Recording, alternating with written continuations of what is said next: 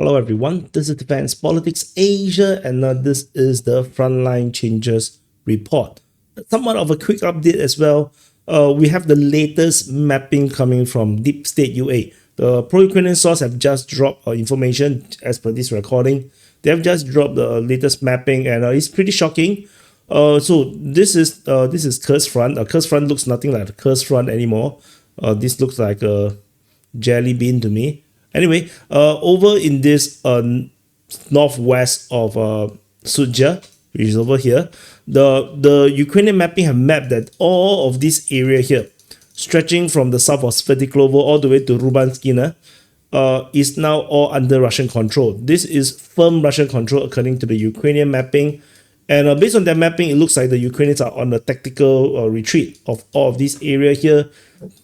Geolocation of Russian forces inside Zaleshenka also confirms the Russian capture of Zaleshenka, and also based on Russian mapping, Goncharovka is also under Russian control. So this is a massive update, and the gray zone stretches beyond Rubanskina, which the Ukrainian mapping basically call it as the Russians have captured Rubanskina, despite their mapping didn't really show that.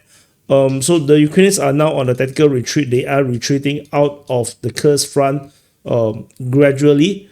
So it's kind of a disappointment, I would say, for the Ukrainian side. Like, what is all this for? At the end of the day, they didn't manage to hold out to the point of negotiation. So with the loss of the Kursk front, they lost another trump card. That pun not intended. So that's the situation over in this area. The total front line here in the front line change is almost 10 kilometers. The depth of the change is around 3 kilometers, 3.5 kilometers. Pretty big. So some areas might be even 4 kilometers. Yeah, 3 kilometers from Rubanskina all the way to the Zaleshenka. So very significant frontline change around here. We didn't have much frontline changes over in the 12 hours ago's frontline changes report. So this only the past 12 hours the information have just dropped. So and move further south in the southern flank, the Ukrainian mapping also straightened the front line from the south of Goncharovka all the way to Kurilovka, confirming the Russians have some advance around the Kurilovka region, securing all the grounds along the river. So that's about it. The Russian mapping still is pretty far away. Is around here. This is the Russian front line. The Ukrainian front line looks something like this.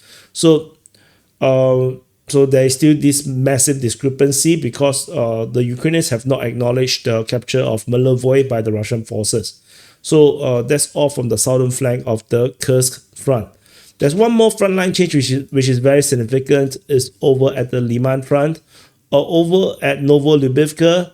So in case you are lost, Crimea, Liman, so Novolyubivka is here. And so the Russian forces have captured Novolyubivka. According to the Ukrainian information, Deep State UA have reported that the Russian forces have captured Novolyubivka, confirming the capture. Russians have announced the capture since 22nd of February. But the Ukrainians took till now, almost a month later, to confirm this information, or that the Russians have overclaimed, and only now that we have the confirmation or the actual reality of the Russians capturing Novolyubivka. So this is also pretty significant. This chunk here alone is 3.85 square kilometers, very big area captured by the Russian forces. And the total distance travel is probably almost less than a kilometer. So, but it's a very big front line. From Nevsky all the way to the south is around 5 kilometers. So that's the total frontline changes over the past 12 hours. So the Ukrainians, there's no positive news for the Ukrainians in terms of frontline change. So counting the Russian frontline changes in total, 6.79 plus 3.85. The total area captured is 10.64 square kilometers. The Russians are back at the 10 square kilometers plus range of frontline changes or frontline captured. So anyway, just a quick update. on the frontline changes. I was planning to do a sit-rep, but no, the Russian Defense Ministry did not do a sit-rep yesterday for their Ukraine war stuff. They only do for Kursk. They did a weekly update for yesterday's report. So I think quite pointless if I do a sit-rep.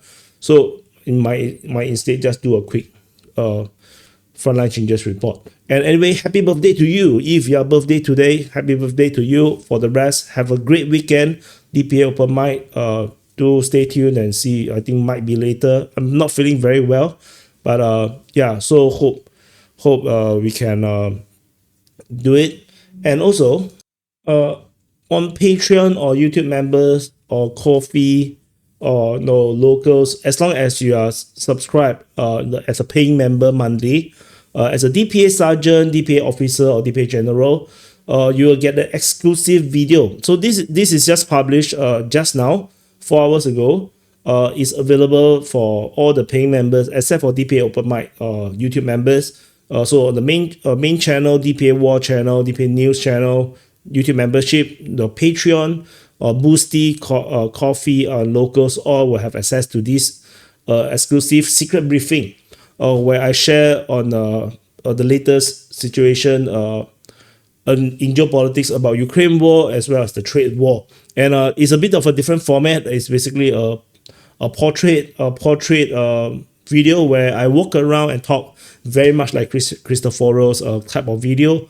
It's a very, very different format. I think you might like it, but you have to become a member, YouTube member, or become a patron on the Patreon to get access. So do check it out, and I'll see you guys. Also, so do check it out. And so thank you for watching. Press the like button, subscribe, and I'll see you guys in the subscribe 100,000. That's our aim, and I'll see you guys in the next update.